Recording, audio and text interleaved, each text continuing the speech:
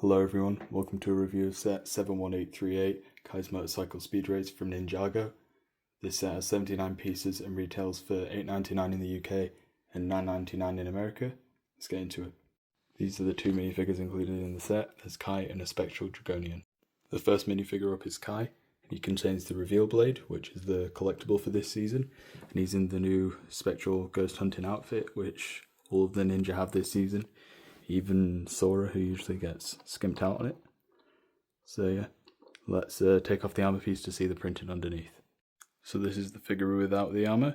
You can see he has sort of a reflective shiny talisman on his torso with some black robes underneath.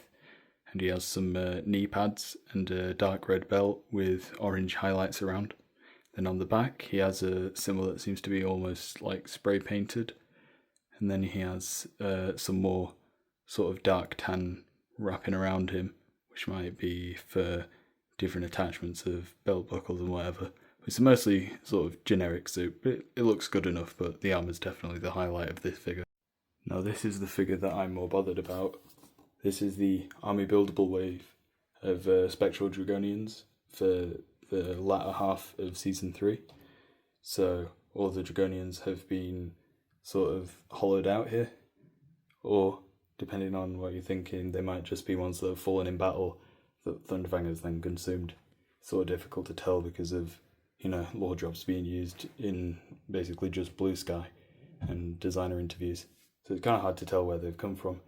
But I really like this figure. I like the translucent pieces on them. I can see the arm going through with the peg from the hand, so it sort of looks like, a bit unique. Anyways, let's take some armor off so we can see that face print and the back torso print. So here's the figure without anything on. I forgot to mention that there's also a version with this ghost tail piece.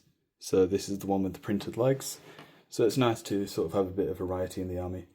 So you can see it's a sort of toothpaste blue colour. And you can see there's the reflective metal armor. You can almost see like a dragon skull in the middle. So that might represent a dead source dragon, or it might represent Thunderfang. And then there's a bit more on the back with the symbol on the back of the head, which might be used as like a spectral blast piece, similar to how the original Dragonians had fireballs. And then there's a bit more detailing on the back, which is usually covered up by the spine piece.